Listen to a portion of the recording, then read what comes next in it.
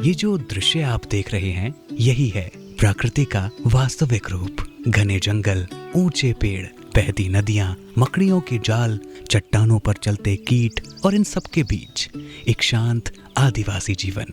ये है बस्तर का असली चेहरा। वो बस्तर जिसकी पहचान एक समय हिंसा, सन्नाटे और अधूरे सपने से होती थी, जहां खौफ ने जीवन की रफ्तार को थाम रखा था। पहले भी स्कूल था, गुरुजी लोग आने के लिए डरते थे।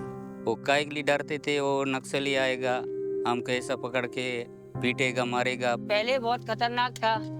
रात को शाम को 5-6 बजे के बाद कोई निकल नहीं सकता था। आज उसी जमीन पर एक नई सुबह उतर रही है, उम्मीद लेकर, बदलाव लेकर। अभी थोड़ा सुविधा हो गया और बच्चे लोगों को भी किताब, पेन, पेंसिल, कलम पूरा बांट दिए, बैग भी दिए, बच्चे लोगों को कपड़ा लता भी दिए है और गांव वाला बुजुर्ग लोगों को भी कम्बल उम्बल सब बांट दिए। घर में भी किसी को फोन लगाना है तो एक जगह जाना पड़ता था, कहीं जहाँ नेटवर्क पकड़े वहाँ। अब आज की स्थिति ऐसी है कि जहाँ कोने भी खड़े हो जाओ तो नेटवर्क मिल रहा है। इस बदलाव की शुरुआत 2023 में डबल इंजन सरकार बनने के बाद से हुई, जब सुरक्षा अभियानों ने सुकमा, बीजापुर और दंतेवाड़ा के जंगलों में नक्सल नेटवर्क की जड़ें हिलाई। जब से कैंप आया, रोड बनी, हमारी लाइट मिली, फिर उसके बाद स्कूल बना, आंगनबाड़ी बना। जहां पहले एक सरकारी वाहन तक नहीं पहुंच पाता था, आज वहां लोकतंत्र की आवाज और विकास की रोशनी पहुंच रही है।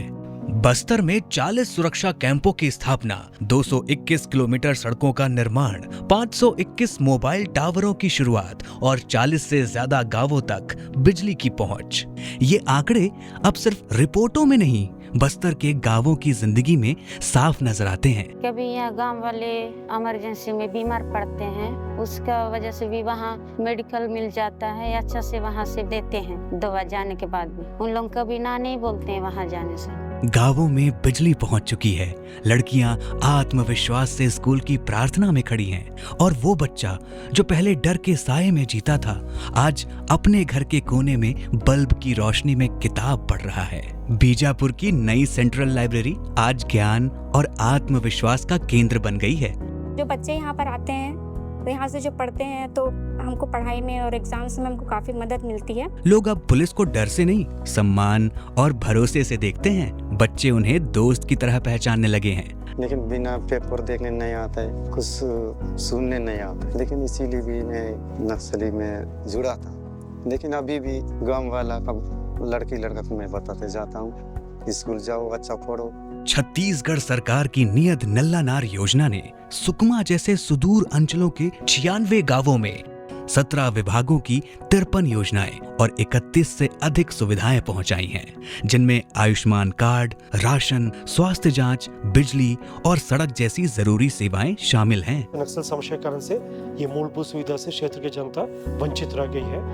इधर कनेक्टिविटी प्रोजेक्ट्स का जो बेसिक कम्युनिटी जैसा स्कूल, हेल्थ सेंटर्स, रेशन दुकान, बिजली आपूर्ति इत्यादि सुविधा से क्षेत्र के जनता को लाभान्वित करने के लिए शासन का एक नियत निलंबन कार्य योजना है, जिसके तहत हम सभी प्रकार का विकास कार्यों और वेलफेयर स्कीम्स को जनता तक पहुंचाने के लिए काफ़ी बेहतरीन कोऑर्डिनेशन के साथ अभी जिला प्रशासन, सिक्योरिटी फोर्सेस, पुलिस फोर्स और इधर का पंचायत लेवल का जो प्रतिनिधि है और संपूर्ण सभी स्टेक होल्डर्स ने आपस तालमेल के साथ अच्छा काम करें, जिसकी पॉजिटिव आउटकम भी हमको देखने के लिए मिल रहा है। बस्तर ओलंपिक में हजारों युवाओं की भागीदारी ये सिर्फ खेल नहीं है, ये एक इशारा है कि बस्तर अब अपनी पहचान संघर्ष से नहीं, अपने हुनर और आत्मविश्वास से बनाएगा।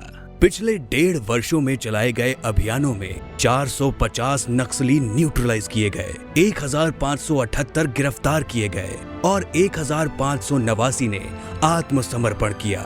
2024 में जब देश के गृह मंत्री ने घोषणा की 2026 को इस देश की भूमि पर से हम नक्सलवाद को पूर्ण रूप से समाप्त करने का काम करेंगे, तो ये सिर्फ एक राजनीतिक बयान नहीं था, ये उन लाखों लोगों के संघर्ष और विश्वास की मुहर थी जो दशकों से ये सपना देख रहे थे।